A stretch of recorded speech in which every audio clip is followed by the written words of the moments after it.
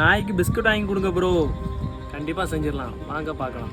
அப்படி எங்களை சுற்றி ஒரு நாய்கள் பார்த்துடுங்க. நம்ம தெருவா நம்ம சுற்றினா தான் நாய்கள் கிடைக்கும். அதுக்கு நம்ம கண்டிப்பாக நம்ம பிஸ்கட் வாங்கி கொடுத்துடலாம்.